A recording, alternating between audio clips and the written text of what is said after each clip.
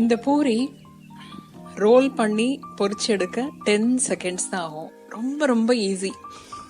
Especially பேச்சுலர்ஸ்க்கெல்லாம் வந்து ரொம்ப ஈஸியாக இருக்கும். அந்த எக்ஸ்பர்டைஸ் இல்லாதவங்க, பூரி ரோல் பண்ண எக்ஸ்பர்டைஸ் இல்லாதவங்க கூட இதை வந்து ரொம்ப ஈஸியாக பண்ணலாம். ஃபுல்லாக அந்த பூரி வந்து ஒப்பி வரும்.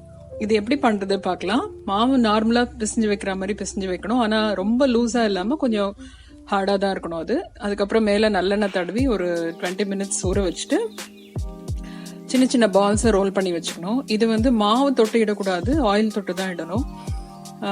இது எப்படின்னா, முதல்ல வந்து ஓவல் ஷேப்பில் ரோல் பண்ணிக்கிட்டு அதை ப்ரெஸ் பண்ணிட்டு அந்த ரோலரை வந்து மிடில் வைக்கணும். மிடில் வச்சுட்டு மேல் பக்கம் ஒரு ரோல், கீழ்ப்பக்கம் நடுவுலேருந்து மேல் பக்கம் ஒரு ரோல் பண்ணோம், நடுவில் வச்சு கீழ்ப்பக்கம் ஒரு ரோல் பண்ணோம். அவ்வளோதான்.